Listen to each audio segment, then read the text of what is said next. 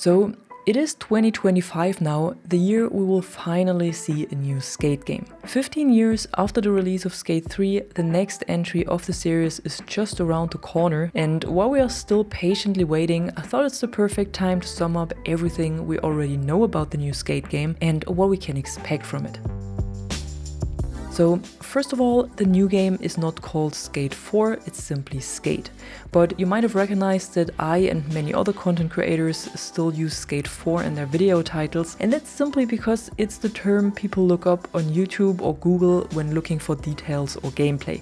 So it's way easier to find than just looking for Skate. The reason why the developers chose this name, however, is because they're not planning a Skate 5, 6 or 7 in the future. Instead, they want this game to grow and evolve over time and fill it with content for years and years to come. So it's supposed to be the Skate game that people play. This is it, it's Skate. We're in it for the long haul. That means we're not an iterative title. There won't be a Skate 5 through 10. We won't be pumping them out all the time. We're gonna do this, we're gonna listen to what you guys say over the course of time and put the features that you guys want into it. And to put even more emphasis on this and to make it accessible to everyone, the game will be free to play on PS4, PS5, Xbox One and Xbox Series. And for the first time in the history of Skate, also on PC. Additionally, we will see a version for mobile devices, so smartphones and tablets, but we don't have any details about this yet. Now, I know the free-to-play model is a bit of a double-edged sword. On one hand, it's nice to simply play and try the game on any platform you want to without having to spend money, but on the other hand, some free-to-play games we already have suffer from very aggressive monetization and even pay-to-win mechanics. However, the developers at Full Circle, the studio behind the game, already addressed this topic a few months ago and said that the free-to-play model simply aims to make the game accessible to everyone, and they always emphasize that it will not have any pay-to-win mechanics. Skate is not pay-to-win. There are no areas of gameplay or the map that you have to pay to unlock. There won't be any loot boxes, and there's no gameplay altering advantages that you can pay for as well. And everything that players can buy with real money will solely be cosmetic items. So all kinds of customization for your character, like headgear, shirts, sweaters, pants, shoes, and even socks. And everything you might need to customize your board, so decks, grip tape colors, wheels, trucks, and stickers. And all of this will be available from bigger and smaller real-life brands like Vans, Chocolate, or Girl, but there will also be non-branded items that are exclusive to the game. And of course, you can not only buy these cosmetics, but also unlock some of them simply by playing. I still think that the more interesting and exclusive ones will only be available in the store. Additionally, Skate will make use of the live service model, just like almost every game these days, so it evolves over time, like I've already said, and every few months or weeks new content will be added, very likely in form of new seasons. This could be a new part of the map, a new season pass, new challenges, events, unlockable cosmetics, new store items, and so on. Basically everything we already know from other games, just in the universe of Skate. Skate will also have full crossplay and cross-progression, so all players on all platforms I mentioned before can play together and can seamlessly switch from one platform to another without losing any progress. So when you're playing on PC and then switch to mobile because you have to go somewhere, you can keep playing where you have left off. Now, unfortunately, this whole system also means that Skate will not be a single-player experience anymore. At least that's what it sounds like. Instead, it will be an always online multiplayer game where you're permanently surrounded by other players. On one hand, I think this will give players the feeling of living in a city completely made and inhabited by skaters, which could be pretty cool actually, but on the other hand, this also means you have to be permanently online when playing, and when you lose connection or your internet is gone for a day, or you're living in an area where a stable internet connection is still a problem, you won't be able to play. Plus, I think this also means that we will not see a classic campaign anymore like we got used to from the older titles.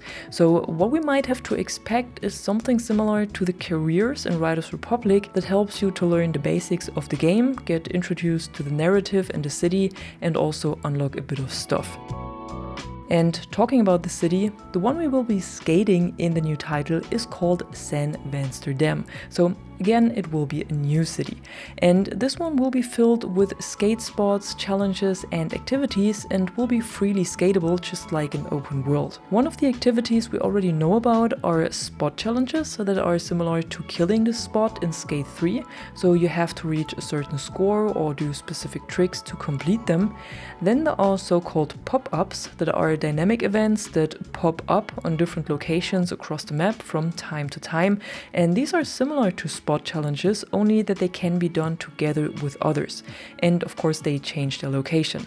The third kind of activity are the so-called throwdowns, which are 1v1 events that can be set up on any location on the map. And here you can directly compete against other players and try to reach the best score.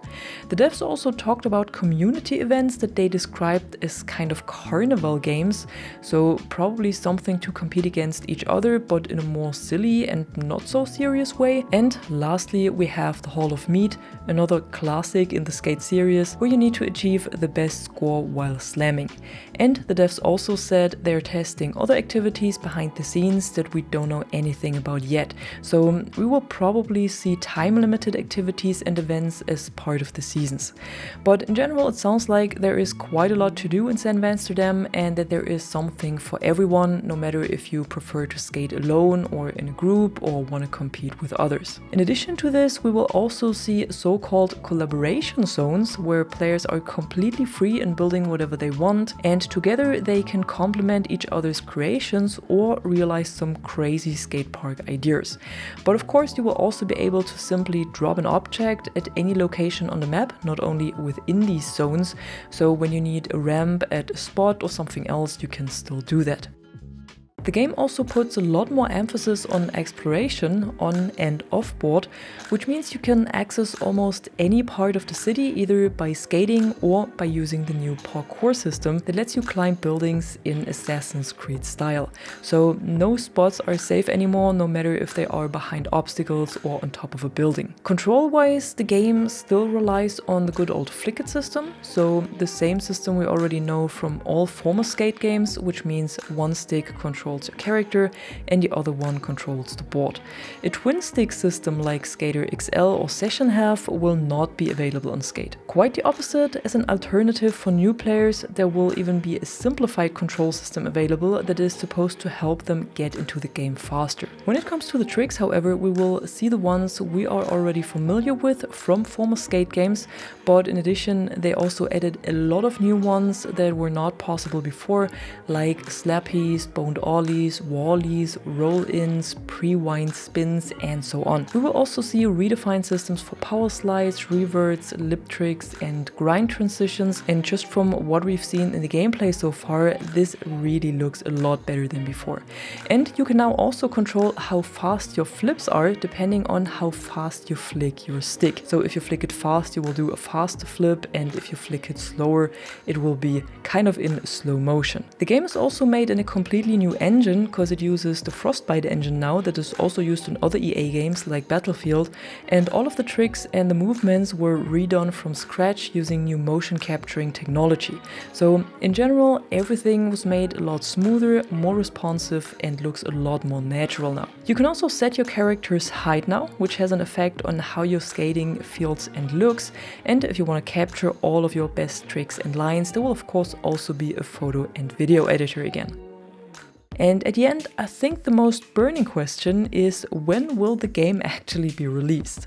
And according to the last EA Investors Day that was held in September 2024, Skate will launch into early access in 2025. We don't know exactly when it will launch, but I'm guessing it will be towards the end of the year, simply from how the recent playtesting gameplay looks like, because it does not look like it will launch within the next 2 or 3 months. But I would be more than happy to be wrong about that. However, playtesting for consoles has started in mid-December as promised, and PC playtesting that is already running for almost 2 years now also keeps going. So if you haven't registered for the playtests yet, you can do this with the link in the description, and maybe you're one of the lucky ones who get selected. And that was it for today, everything we know about the new Skate game so far. Let me know what you think about it in the comments below, and if you enjoyed the video, be sure to drop a like and subscribe. That it really helps me a lot to grow this channel. And I'm gonna see you in the next one. Bye bye.